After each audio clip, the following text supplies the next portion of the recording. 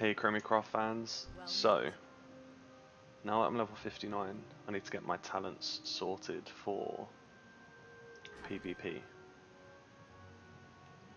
So what I'm going to do is, I thought it would be good to make a video on exactly what talents I'll be selecting and why I'm taking those specific talents, and basically go through this this process, and it will be just a quick sort of trial process, as I'm not too sure exactly what the best talents are going to be, but I like to choose talents based on my playstyle and just how I enjoy playing the mage, rather than going onto a website and googling, you know, best Frost PvP talents, or taking advice from someone else. I like to go through it, see what's on offer, and basically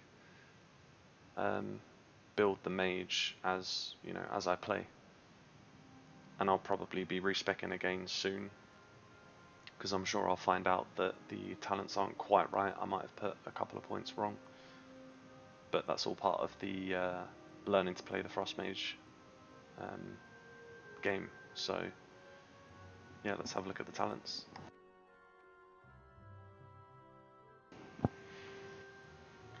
So to start with, the first options that we've got is Frostbite, which is 15% chance to freeze the target for 5 seconds. That's really important, and will go really nice with the ice armor.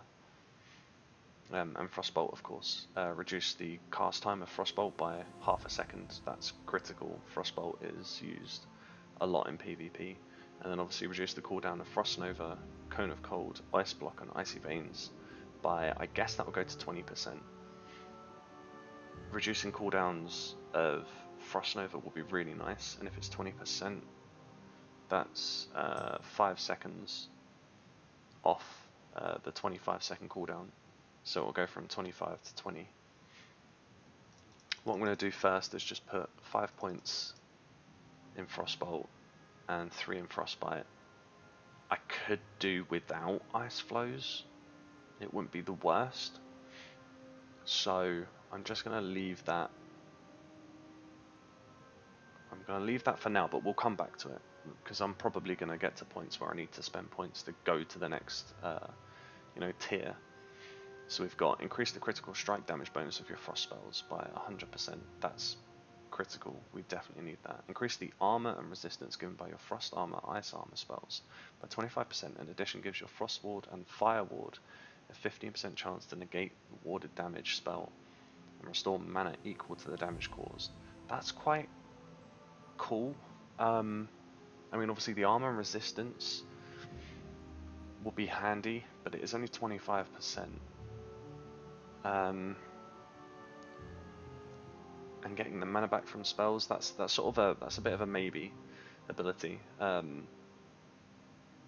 If I need to spend points and I'm not too sure where, it will go in there. Reduce the mana cost and increase your chance to hit with spells. Getting that hit chance would be really nice, especially as I don't have any hit from items at the moment. So that's quite important. Increase the duration of your chill effects by 1 second and reduce the target's speed by an additional, I think that goes to 10%, and reduce the target's healing received by 20%. Obviously reducing healing received is massive in PvP, but it does only go to 20%, so I'm going to start off by putting 3 points in there. But that's not important enough. I'm going to put a point in Icy Veins, because I know that we're going to use that. And this is where it gets a little bit tricky. So what we'll do is we'll just check the next line and we'll come back to that. Increase the damage done by your frost spells by 6% and adds a chill effect to your blizzard spell. The chill effect on the blizzard spell really isn't something that I will use that much in PvP, so we can put 3 points there. And that does unlock the next tier. So we'll come back to these ones a little bit later. I usually like to focus on the lower tier abilities, as they are normally better. Increase the range on your Frostbolt, Ice Lance, Deep Freeze and Blizzard spells, and the radius of your Frost Nova and Cone of Cold by 20%. So that's going to take Frostbolt from 30 yards to 36 yards. So that's that's really important. That's just really good for mobility in the in battlegrounds, and it's going to be really helpful. Reduce the mana cost of all spells by 4% and reduce the threat cost. So threat obviously completely irrelevant in PvP. And reduce the mana cost. Fights generally don't last that long. You don't really need to think about, am I going to have enough mana for this fight? You should always be on full mana before engaging. So that's just really not that important. Increase the critical strike damage, critical strike chance of all your spells against frozen targets by 50%. I mean, that's without even thinking. We need that. Target's going to spend a lot of time being frozen in place, as that'll be really important as part of being a Frost Mage. Or being a Clothy. Cold Snap we need. Increase the damage dealt by your Cone of Cold by 45%. Reduce the damage taken from all spells. That's quite nice. But this is going to be a big one. We will be using Cone of Cold a lot. And if we can increase the damage, then that's going to be that'll be really big for us. It is a lot of mana, 300 mana. But that's fine. So reduce the damage taken from all spells. You know, that'll be nice against casters, but against melee players it's not really going to do that much, so I'm not going to bother with that for now. And now we're at a point where I actually need to spend more points to reach that level, so we can now go back and have a look at these. This is going to be a little bit tricky. There's a lot of good talents. What I might do for now is possibly ignore the hit and go for the reduce healing, increase chill effect, and reduce their speed by an additional percentage.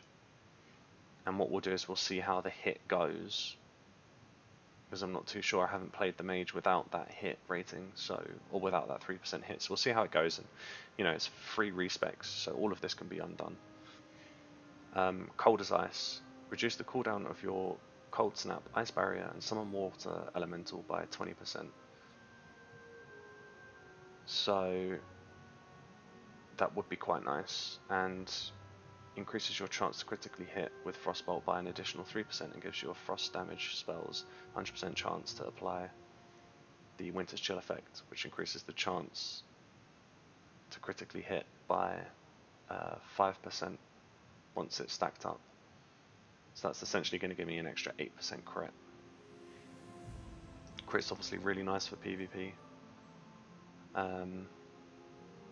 So reduce the Ice Barrier, the cooldown of Ice Barrier by 20%. Ice Barrier's cooldown is 30 seconds. So that's going to take it down to 24 seconds. I don't think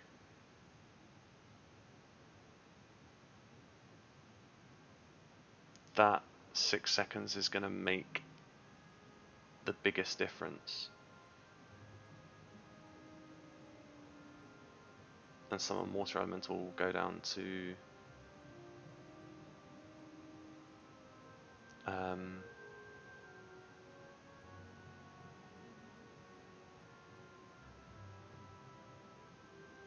not too sure.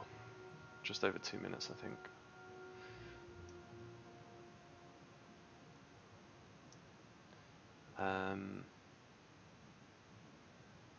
I think what I'm going to do is go for more of the reduced healing. We'll get that to 3, and then it's a case of Ice Barrier. That's just, you know, 100% we'll get that.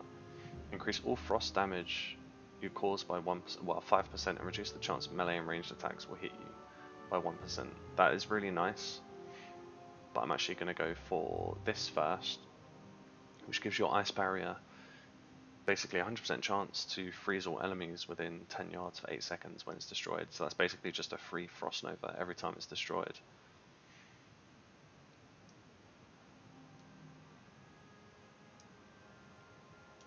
And then I'm just going to increase all frost damage caused. Yeah, I just wanted to make sure I'd already gone for that talent, as that's 2% damage, and that's only 1% per increment. So this one, increase the damage of your Frostbolt spell by an amount equal to 10% of your spell power, and reduce the cast time by another 0.2 seconds. That's very important to get that. And gives your chill effects a 15% chance to grant you the Fingers of Frost effect, which treats your next 2 spell cast as if the target were frozen. Lasts for 15 seconds. That's really nice. So we'll grab that, and then that means putting another point in there. So then we'll go for the Summon Water Elemental. Now, this is where we can have the frost damage spells with chilling effects have a 15% chance to cause your Fireball or Frostfire Bolt spell to be an instant cast and cost no mana. That's really nice for burst damage. So I'm going straight for 3 points in that. And increase the duration of your Summon Water Elemental spell by 5 seconds, which will go up to 15 seconds. And gives your Frostbolt spell 100% chance to grant party and raid members 1% mana every 5 seconds for 15 seconds. So the mana, I'm not too concerned about. Getting 3% mana back after over 15 seconds. That's really not massive in PvP. And increase the duration of the Water Elemental spell. I think he's already there for 45 seconds. So that'll take it to a minute. And I can't remember the cooldown on freeze. 25-second cooldown. So it would mean that I could use freeze again, but it'd be, that means using freeze as soon as it comes off cooldown to make the most of it. So I think what I'm probably actually going to do is go for a little bit more damage and reduce the chance to be hit. And then the next 5 points are going to be increase the damage done by your Frostbolt, Frostfire Bolt and Ice Lance by 5% and reduce the movement speed by another 10%. So that means then getting some of my macros back out. Do they still share the same cooldown?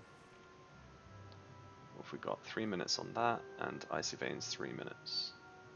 Hello. Don't think I need to relearn anything. What I will need to do is get Ice Barrier out. And then Cold Snap to go on a shift middle mouse button. But yeah, that's the spec done. I could probably also do with moving some of this about. I'm not too sure. We'll see how it goes, but I don't really need the wand out on the action bar.